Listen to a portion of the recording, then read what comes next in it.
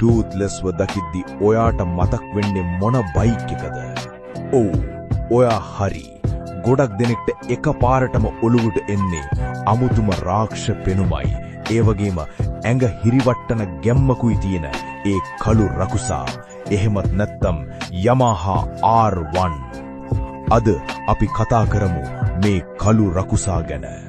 මේ බයික් එකේ පෙනුම දිහා බැලුවොත් ඒ තීනු LED S2 දකිද්දි ඕනම කෙනෙක්ට හිතෙන්නේ මේක පාරේ යන්න හදපු එකක් නෙවෙයි, හුළඟ පසාරු කරගෙන පියාඹන්න හදපු ජෙට් එකක් කියලා.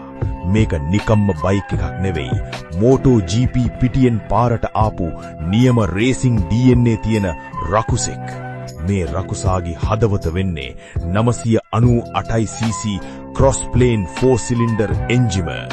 මේකේ එන ඒ සුවිශේෂී ස්ක්‍රීම් එක, එහෙමත් නැත්නම් සද්දේ ඇහෙනකොට ඒක නිකන් හරියට ටූත්ලෙස්ගේ ගර්ජනාවක් වගේ.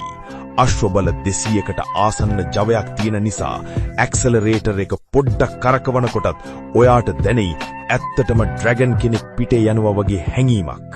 වේගය විතරක් නෙවෙයි, ආරක්ෂාව අතිනුත් මේක සුපිරි. Quick shifter, lean sensitive traction control සහ ස්ලයිඩ් කන්ට්‍රෝල් වගේ අති නවීන තාක්ෂණය නිසා ඔයා කොච්චර වේගයෙන් ගියත් බයික් එක තියෙන්නේ ඔයාගේ පාලනයේ යටතේ. ඒ කියන්නේ පාරේ රජෙක් වගේ ඉගිල්ලෙන්න R1 එක ඔයාට උපරිම සහාය දෙනවා. හීනවලට තහංචි දාන්න කාටවත් පුළුවන් කමක් නෑ. ඒත් හැමෝම රටේ පොදු නීතිය හැමෝටම එකයි.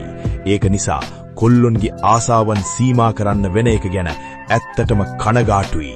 කොහොම වුණත් මේ වගේම තවත් සුපිරි බයික් ගැන විස්තර දැනගන්න අපේ පේජ් එක දැන්ම ෆලෝ කරලා තියාගන්න.